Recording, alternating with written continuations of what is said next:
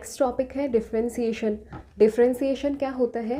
अनस्पेशलाइज्ड cell का specialised होना ही differentiation होता है।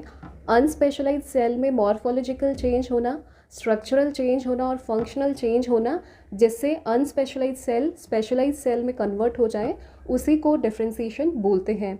जैसे अपन देखते हैं ग्रुप ऑफ सेल को क्या बोलते हैं? टिश्यू बोलते हैं। और ग्रुप ऑफ टिश्यू को क्या बोलते हैं? ऑर्गन बोलते हैं। और ग्रुप ऑफ ऑर्गन को क्या बोलते हैं? ऑर्गन सिस्टम बोलते हैं। और डिफरेंट ऑर्गन सिस्टम मिलके एक ऑर्गेनिज्म का फॉर्मेशन करते हैं। जैसे ग्रुप ऑफ सेल वो डिफरेंट टिश्यू बनाते हैं और डिफरेंट ऑर्गन क्या करते हैं?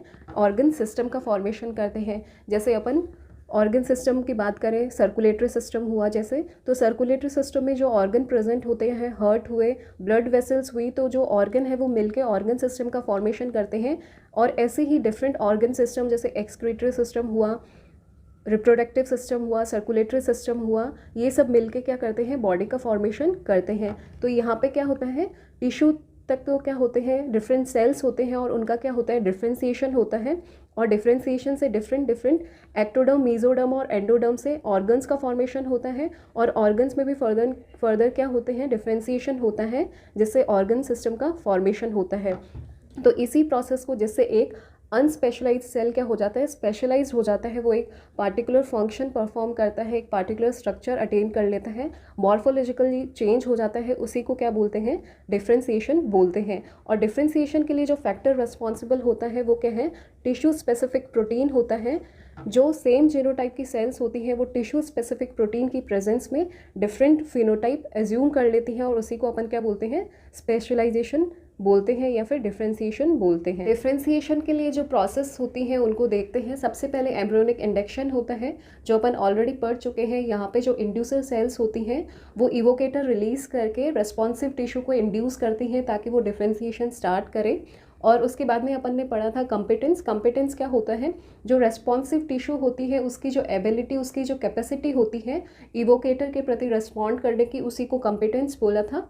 और कंपिटेंस के बाद में नेक्स्ट क्या होता है? कमिटमेंट होता है। और कमिटमेंट के बाद में क्या होता है? डिफरेंशिएशन होता है। तो अपन को कमिटमेंट पढ़ना है। कमिटमेंट क्या होता है? यहाँ पे सेल क्या होती है? कमिटेड होती है डिफरेंशिएट होने के लिए। मान लीजिए अपन ने देखा था 3 प्राइमरी जर्म लेयर्स होती हैं, एक्टोडर्म, मीजोडर्म और एंडोडर्म। तो यहाँ पे ये जो तीनों जर्म लेयर्स होती हैं वो कमिट होती हैं, वो डिसाइड करती हैं कि उनको कौन कौन से ऑर्गन का फॉर्मेशन करना है। तो ये जो कमिटमेंट हो, जो सेल कमिट हो रही है, उसी को क्या बोलते हैं? कमिटमेंट बोलते हैं। मान लीजिए ये तीनों जर्म लेयर हैं। यहाँ पे ये जो एक्टोडर्म होती है वो डिसाइड करती हैं कि इसको आगे चल के नर्वस सिस्टम का फॉर्मेशन करना है। मीजोडर्म कमिट होती है, उसको आगे जाके मसल का फॉर्मेशन करना है। और एंडोडर्म कमिट होती है कि उसे आगे जाके डाइजेस्टिव ट्रैक का फॉर्मेशन करना होता है। तो यहाँ पे ये जो तीनों जर्म लेयर है वो जो कमिट हो रही है आगे फ्यूचर में जाके जिस ऑर्गन को फॉर्म करना है, उसी को क्या बोलते हैं? कमिटमेंट बोलते हैं। और कमिटमेंट में फर्दर 2 स्टेज होती है, एक तो स्पेसिफिकेशन होती है और एक डिटर्मिनेशन होती है। स्पेसिफिकेशन में जो सेल्स होती हैं वो स्पेसिफाइड हो जाती हैं, और स्पेसिफिकेशन क्या होता है? रिवर्सिबल होता है।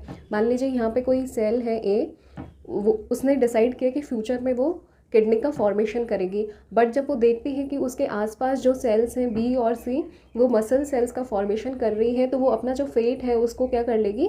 चेंज कर लेगी, और वो भी किडनी को ना फॉर्म करके मसल सेल्स का फॉर्मेशन करेगी। तो यहाँ पे जो फेट डिसाइड की है सेल ने वो क्या होती है? रिवर्सिबल होती है। वो अपनी फेट को चेंज कर लेती है अपने सराउंडिंग एनवायरनमेंट को देख के। यहाँ पे जैसे ए सेल ने अपनी फेट डिसाइड की, अपनी फेट को चूज़ किया कि वो के सेल में, किडनी सेल में कन्वर्ट होगी, बट जब वो आसपास के सेल्स को देखती हैं जो मसल सेल्स में कन्वर्ट हो रही हैं, तो वो भी मसल सेल्स में कन्वर्ट हो जाती हैं। तो स्पेसिफिकेशन में क्या होता है? जो सेल्स होती हैं वो स्पेसिफाइड हो जाती हैं।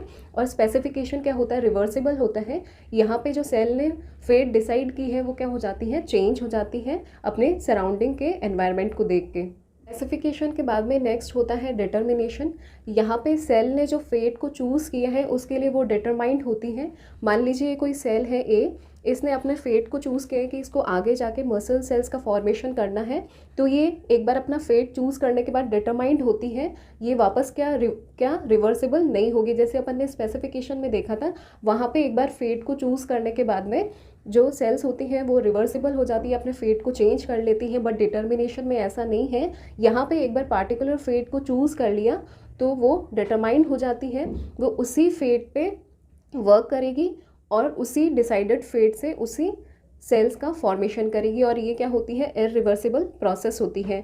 तो कमिटमेंट में क्या होता है, स्पेसिफिकेशन होता है। कमिटमेंट में सेल क्या हो जाएंगी, कमिट हो जाएंगी, और स्पेसिफिकेशन होता है जहाँ पे सेल स्पेसिफाइड हो जाएंगी। उसके बाद डिटरमाइंड होता है जहाँ पे सेल डिटरमाइंड हो जाएगी, और उसके बाद में क्या होगा, डिफरेंशिएशन होगा। जो स्पेसिफिकेशन होता है वो फर्दर 3 टाइप्स का होता है। फर्स्ट है ऑटोनोमस स्पेसिफिकेशन। नाम से ही पता चल रहा है यहाँ पे जो स्पेसिफिकेशन होगा वो इंडिपेंडेंट होगा, मतलब डिपेंड नहीं करेगा एक्सटर्नल सिग्नल पे या एक्सटर्नल स्टिमुलाई पे, बल्कि वो डिपेंड करेगा ट्रांसक्रिप्शन फैक्टर्स पे। और ऑटोनोमस स्पेसिफिकेशन का एग्जांपल है ट्यूनिकेट्स और पटेला। फिर नेक्स्ट है कंडीशनल स्पेसिफिकेशन। यहाँ पे नाम से ही पता चल रहा है जो स्पेसिफिकेशन होगा वो क्या होगा, कंडीशनड होगा, मतलब किसी ना किसी कंडीशन पे डिपेंड करेगा, वो अपने आसपास जो सराउंडिंग सेल्स हैं उन पे डिपेंड करेगा। तो यहाँ पे जो डिफरेंशिएशन होगा वो किस पे डिपेंड करेगा, अपने आसपास सेल्स पे डिपेंड करेगा। और वो भी फर्दर 2 टाइप का होता है, जेक्स्ट्राक्राइन फैक्टर्स और पैराक्राइन फैक्टर्स। जेक्स्ट्राक्राइन फैक्टर्स में क्या होता है, सेल एक दूसरे से क्या करते हैं, कांटेक्ट करते हैं, और पैराक्राइन फैक्टर में क्या होते हैं, ये एक सेल होता है वो केमिकल्स के थ्रू दूसरे सेल से कांटेक्ट करता है। तो कंडीशन स्पेसिफिकेशन में क्या होगा, जो सेल होगा वो अपनी रेस्पेक्टिव फेट को अचीव करेगा दूसरे सेल से इंटरेक्ट करके, और जेक्स्ट्राक्राइन फैक्टर में सेल एक दूसरे से कांटेक्ट करेंगे, और पैराक्राइन फैक्टर में सेल एक दूसरे से सिग्नल्स के थ्रू या केमिकल्स के थ्रू कांटेक्ट करेंगे। नेक्स्ट है सेंक्शुअल स्पेसिफिकेशन। ये हाइब्रिड होता है ऑटोनोमस और कंडीशनल स्पेसिफिकेशन का। और सेंक्शुअल किसको बोलते हैं, जो साइटोप्लाज्म में बहुत सारे न्यूक्लियाई प्रेजेंट होते हैं उसको सेंक्शम बोलते हैं। और सेंक्शुअल स्पेसिफिकेशन कहाँ प्रेजेंट होता है, इंसेक्ट्स में प्रेजेंट होता है, और ड्रोसोफिला के अर्ली स्टेज में प्रेजेंट होता है। नेक्स्ट है पोटेंसी। पोटेंसी क्या होती है, सेल की डिफ्रेंशिएट होने की एबिलिटी को पोटेंसी बोलते हैं। ये फर्दर 4 टाइप्स की होती है, टोटीपोटेंसी, प्लूरीपोटेंसी, मल्टीपोटेंसी और यूनिपोटेंसी। टोटीपोटेंसी क्या होती है, नाम से ही पता चल रहा है, यहाँ पे जो पोटेंसी होगी वो टोटल होगी, मतलब यहाँ पे जो सेल होगा वो कम्प्लीटली एक नए ऑर्गेनिज्म का फॉर्मेशन करेगा। और टोटीपोटेंट सेल कौन कौन से होते हैं, जो एम्ब्रियोनिक और एक्स्ट्रा एम्ब्रियोनिक सेल्स होते हैं वो सभी क्या होते हैं, टोटीपोटेंट होते हैं। और इसका एग्जांपल है जाइगोट। अपन जाइगोट की बात करें तो जाइगोट में जो मोरोला स्टेज होती है वो क्या होती है, टोटीपोटेंट होती है। मोरोला का कोई जो ब्लास्टोमेयर होता है वो कंप्लीट एक नए ऑर्गेनिज्म का फॉर्मेशन कर सकता है, उसको अपन क्या बोलते हैं, टोटीपोटेंसी। जहाँ एक सेल क्या करता है, कंप्लीट नए ऑर्गेनिज्म का फॉर्मेशन कर सकता है, उसको टोटीपोटेंसी बोलते हैं। और ये इसका एग्जाम्पल है जाइगोट। और जाइगोट में भी जो मोरोला स्टेज होती है वो क्या होती है, टोटीपोटेंट होती है। और यहाँ पे एम्ब्रियोनिक और एक्स्ट्रा एम्ब्रियोनिक सेल्स दोनों प्रेजेंट होते हैं। टोटीपोटेंसी के बाद में नेक्स्ट है प्लूरीपोटेंसी। यहाँ पे जो सेल होता है वो नए ऑर्गेनिज्म का फॉर्मेशन नहीं कर सकता, बल्कि वो बहुत सारे सेल टाइप में डिफ्रेंशिएट हो सकता है। जैसे अपन एग्जांपल देखते हैं, ब्लास्टूला में जो इनर सेल मास होता है वो एक्टोडर्म, एंडोडर्म और मेसोडर्म का फॉर्मेशन करता है, और वहाँ से डिफरेंट टाइप ऑफ सेल्स का फॉर्मेशन होता है।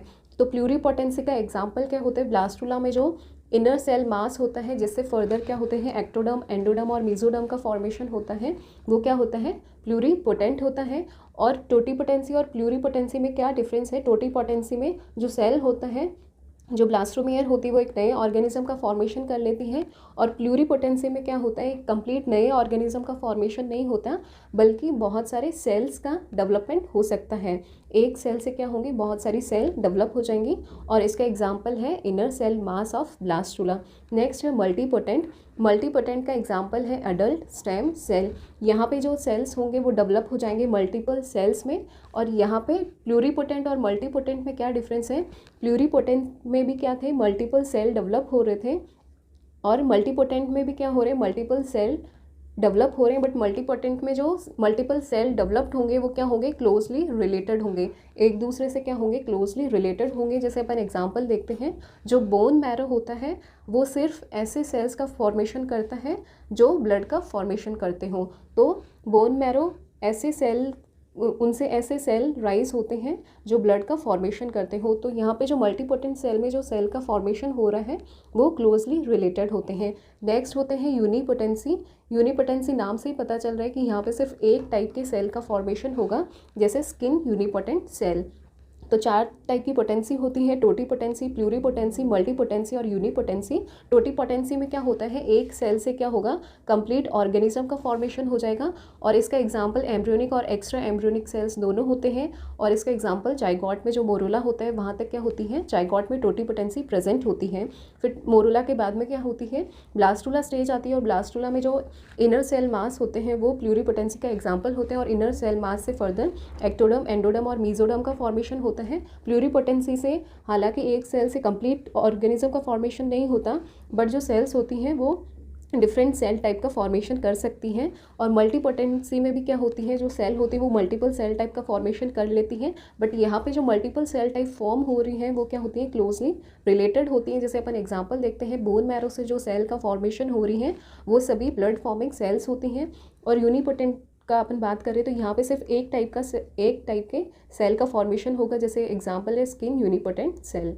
Next stem cells. Stem cells क्या होती हैं, अनडिफ्रेंशिएटेड सेल होती हैं जो सेल्फ रेप्लिकेट कर पाती हैं और डिफरेंट सेल्स में डेवलप हो जाती हैं।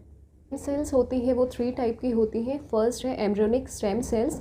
नाम से ही पता चल रहा है ये स्टेम सेल्स एम्ब्रियो में प्रेजेंट होगी। और ये क्या होती है, एम्ब्रियोनिक स्टेम सेल्स प्लूरीपोटेंट होती है। अपन ने देखा था जो ब्लास्टूला होता है उसमें आउटर मोस्ट जो लेयर होती है वो क्या होती है, ट्रोपोब्लास्ट होती है। और ये इनर जो सेल मास होता है वो क्या होता है, इनर जो सेल्स होती हैं वो क्या होता है, इनर सेल मास होता है। और यहाँ ट्रोपोब्लास्ट से क्या होता है, फर्दर जो एक्स्ट्रा एम्ब्रियोनिक मेम्ब्रेन है जैसे कोरियन, प्लासेंटा, उनका डेवलपमेंट होता है। और जो इनर सेल मास होते हैं उनसे फर्दर एम्ब्रियो का फॉर्मेशन होता है। तो एम्ब्रियोनिक स्टेम सेल्स कहाँ प्रेजेंट होंगी, एम्ब्रियो में प्रेजेंट होंगी। और ये क्या होती है, प्लूरीपोटेंट होती है। और ब्लास्टूला में जो इनर सेल मास होती हैं वो क्या होती हैं, प्लूरीपोटेंट होती हैं और एम्ब्रियोनिक स्टेम सेल्स का एग्जाम्पल होती हैं। और ये ग्रोथ और डेवलपमेंट में इन्वॉल्व होती हैं। नेक्स्ट है अडल्ट स्टेम सेल्स। ये अडल्ट में प्रेजेंट होती है और ये मल्टीपोटेंट होती है, डिफरेंट ऑर्गन का फॉर्मेशन करती है। जैसे एग्जांपल देखते हैं, जो मीजनकाइमल स्टेम सेल्स होती है वो बोन, कार्टिलेज और कनेक्टिव टिश्यू का फॉर्मेशन करती है। और जो अडल्ट स्टेम सेल्स होती हैं वो टिश्यू रिपेयर में रोल प्ले करती हैं। इंजरी और डिसीज़ के टाइम टिश्यू रिपेयर में अडल्ट स्टेम सेल का मेन रोल होता है। नेक्स्ट होती है इंड्यूस्ड प्लूरीपोटेंट स्टेम सेल्स। नाम से ही पता चल रहा है, जो ऐसी प्लूरीपोटेंट स्टेम सेल्स जिनको इंड्यूस किया गया हो, तो यहाँ पे प्लूरीपोटेंट स्टेम सेल को इंड्यूस किया जाता है लेबोरेटरी में। और ये इनको अडल्ट सेल से डिराइव किया जाता है और फर्दर इनको डिफ्रेंशिएट किया जा सकता है किसी भी सेल टाइप में। और इनका यूज़ क्या होता है, इंड्यूस्ड प्लूरीपोटेंट स्टेम सेल्स का डिसीज मॉडलिंग में होता है, जीन थेरेपी में होता है, सेल बेस्ड थेरेपी में होता है और ड्रग के डेवलपमेंट में होता है। तो इंड्यूस्ड प्लूरीपोटेंट स्टेम सेल्स को इंड्यूस किया जाता है लेबोरेटरी में और फर्दर डिफ्रेंशिएट किया जाता है किसी भी सेल टाइप में। और इनको अडल्ट सेल से डिराइव किया जाता है और इनके बहुत सारे यूज़ हैं, जैसे डिसीज मॉडलिंग में, जीन थेरेपी में, सेल बेस्ड थेरेपी में और ड्रग डेवलपमेंट में।